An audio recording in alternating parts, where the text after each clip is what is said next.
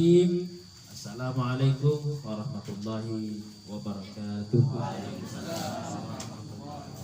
Alhamdulillah, assalatu wassalamu ala rasulillah wa ala alihi wa sahbihi wa mawala. Amma ba'd. Bapak-bapak, ibu-ibu, jamaah perwiritan SPS Senang Berbagi Sedekah yang dimuliakan Allah Subhanahu wa taala. Alhamdulillah, pada malam hari ini kita sudah berada pada tanggal 7 Muharram 1444 Hijriah. Artinya kita sudah masuk tahun baru Islam 1444 Hijriah. Jika kita ingin berkalkulasi sudah berapakah usia Nabi hari ini, maka tinggal ditambah. Nabi hijrah usia 53 tahun.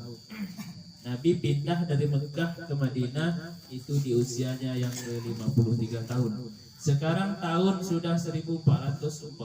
Artinya 1444 ditambah 53, 1497 tahun. 1497 tahun yang lalu Nabi SAW meninggalkan kita. Taraktu fikum amrayni lam tadillu anta masiktum bihima kitaballah wa sunnati rasulih. Kutinggalkan dua pusaka untuk kalian, walaupun aku dah tak ada, kata Nabi, kalau kalian berpegang pada dua pusaka itu kalian tak akan pernah sesat selama-lamanya, yakni Al-Quran dan Sunnah Nabi Sallallahu Alaihi Wasallam. Bapak-bapak, ibu-ibu yang dimuliakan Allah Subhanahu Wa Taala, makna hijrah hari ini tidaklah sama dengan makna hijrah yang dulu dilakukan oleh Nabi. Nabi hijrah dulu namanya hijrah makani. Hijrah itu terbagi dua, makani, maknawi. Makani itu tempat, maknawi secara makna.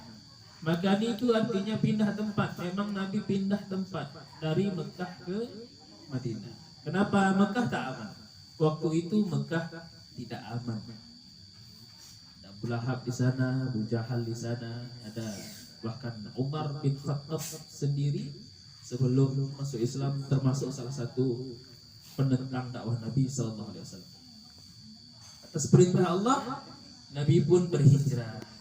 Makna untuk kita adalah kalau tempat kita memang sudah tak nyaman lagi lingkungan untuk kita, tak baik untuk anak kita, tak baik untuk perkembangan anak-anak kita, pendidikannya, agamanya, maka pindah cari tempat. Mohon maaf, misal kita berada di sebuah lingkungan yang notabene di situ adalah orang-orang non-Muslim. Kita sendiri yang Muslim di situ. Anak kita sehari-harinya bergaul dengan orang non-Muslim, tindak tanduk ucapannya sebagai macam mereka bergaul dengan non-Muslim. Maka tempat ini dirasa tidak baik dalam tanda petik untuk pendidikan. Maka carilah tempat yang lebih baik. Karena itu sangat-sangat berpengaruh terhadap perkembangan anak didik kita, anak-anak kita. Kalau tempat kita aman, nyaman seperti di Terusan ini, tak ada alasan. Misalnya Pak Tengku Rusmaruddin, saya mau pindah dari Terusan. Kenapa?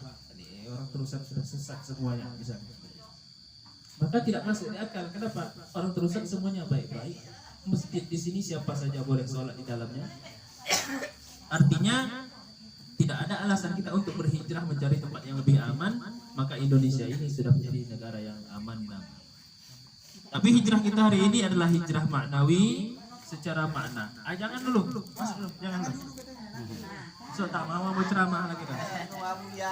Ya. Yang kedua, hijrah secara maknawi. Maknawi itu artinya makna. Hijrah secara makna ini apa maksudnya? Inilah kita nih. Makna. Ketika ada pengajian, kita hargai pengajian itu. Itu yang harus kita hijrahkan. Jangan perut saja kita pikir. Perut butuh makan namanya jasmani, tapi hati perlu makanan namanya rohani. Jangan pernah kita usia sudah bertambah, tahun berganti, perbuatan tak berubah. Kata orang tua zaman dulu, badanlah bau tanah tapi tak berubah perangai. Datang ke rumah orang yang dicari makan, itu bahaya. Maka hijrah kita. Ini mana nih? Hijrah. Hijrah yang pertama itu i'tiqadiyah, keyakinan. Keyakinan itu apa? Ibadah. Kalau kita sudah bisa merasakan manisnya iman, maka makanan terenak apapun di dunia tidak ada artinya. Karena makanan itu hanya lewat sebatas kerongkongan saja. Sampai ke dalam perut semua sama. Itu dia. Jadi nikmat, lezat apa segala macam itu hanya di kerongkongan saja. Tapi ketika kita sudah merasakan manisnya iman, maka makanan yang tidak enak sekalipun akan terasa indah, akan terasa enak, akan terasa lezat. Kenapa? Ada nikmat di sini. Maka hijrah i'tiqadiyah ini keyakinan kita atau ilmu kita atau apa saja yang berkaitan dengan ibadah kita perlu kita tingkatkan, kita hijrahkan. Misalnya ada di antara kita yang hari ini sholat masih memejamkan mata, kita pelajari itu. Sholat dalam keadaan mata terpejam makruh. Makruh itu artinya larangan tapi tak sampai kepada tingkatan haram. Kalau larangan sampai ke tingkatan dilarang serta merta berarti itu haram. Tapi larangan itu tidak terlalu kuat maka disebut dengan makruh. Maka orang yang sholat dengan mata terpejam itu juga makruh. Kadang-kadang kita sholat mencari khusyuk, pejamkan mata. Tak sadar kita dalam memejamkan mata itu kita mendapatkan makruh. Artinya sholat kita dibenci Allah. Makruh itu kan artinya dibenci. Allah tak suka. Nah, jadi usahakan dia buka mata. Kemudian kan sudah diajarkan dalam beberapa guru-guru kita, kalau sholat menghadap ke kiblat, kemudian menengok ke tempat sujud. Kemudian beberapa hal yang dimakruhkan dalam sholat perlu kita pelajari. Dari tahun ke tahun sholat kita seperti itu saja. Menyilang-nyilang jari dalam sholat juga dimakruhkan. Sementara kita suka menyilang-nyilang jari ketika sholat. Menyilang-nyilang jari. Kemudian ada hal-hal yang kita tidak tahu yang perlu banyak sebetulnya pelajaran berharga, maka itulah kita hijrah. Artinya kalau ada pengajian kita ikut, ada guru menjelaskan kita dengarkan, barangkali ada ilmu yang baru yang kita tidak tahu. Termasuklah ternyata dalam sholat itu juga boleh menengok kiri dan kanan kalau ada hajat, kan kita baru tahu itu. Selama ini kita sholat tak mau nengok kiri kanan, sementara ada orang kecelakaan yang butuh bantuan apa segala macam, kita sholat kita tetap saja fokus, padahal itu boleh. Itu dia. Bahkan mazhab kontemporer hari ini, kontemporer itu perbandingan hari ini, ada salah satu ulama memperbolehkan kita mematikan HP ketika sholat itu. Allahu Akbar. Mengganggu orang. Jadi kalau yang biasa preman baru tobat dengar lagu itu dia berjoget ketika sholat, salah siapa? Salah kita, karena HP kita begitu masuk matikan HP, silentkan HP, kita masuk masjid tidak kita diamkan, tidak kita silentkan.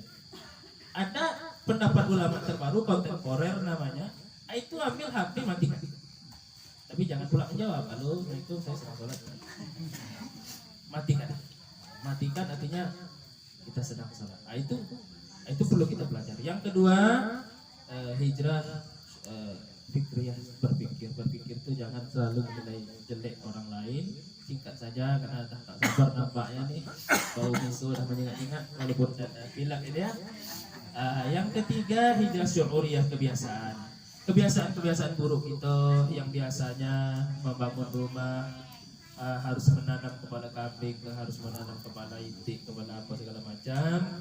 Maka hijrah kita tak ada yang perlu ditanam, tak ada perlu izin jin apa segala macam, tak ada. Izin kita tidak ada lain kecuali la haula wala quwata illa billah. Itu saja. Kemudian yang terakhir, hijrah adab inilah yang perlu kita pelajari, karena kalau hanya ilmu maka iblis pun lebih berilmu. Ilmu iblis tak dapat kita menandinginya hari ini, Pak. Pak Ustaz Tengku Rusmanuddin ini dah Ustaz ya, banyak ilmunya, belum ada ilmu iblis yang dipelajarinya. Apa itu? Bisa menghilang. Setinggi apapun ilmu kita, belum ada orang manusia yang bisa menghilang hari ini. Nah, tapi iblis sudah bisa menghilang. Jadi kalau ada yang bisa menghilang, itu belajar sama iblis. Kan? Jadi bapak, ibu-ibu yang Allah Subhanahu Wa Taala, momentum hijrah ini mari kita rubah diri kita. Jangan ketawa makin tua, makin menjadi. Berhati-hatilah di usia 40, karena kata Nabi umur 40 itu, kalau di umur 40 itu dia baik sampai seterusnya, insya Allah dia baik. Tapi kalau di 40 dia tak berubah sampai mati, insya Allah seperti itulah dia. Maka berhati-hati di umur 40. Alhamdulillah saya masih aman kan, masih 30, masih ada 10 tahun lagi. Jadi bapak ibu mohon maaf. Assalamualaikum warahmatullahi wabarakatuh.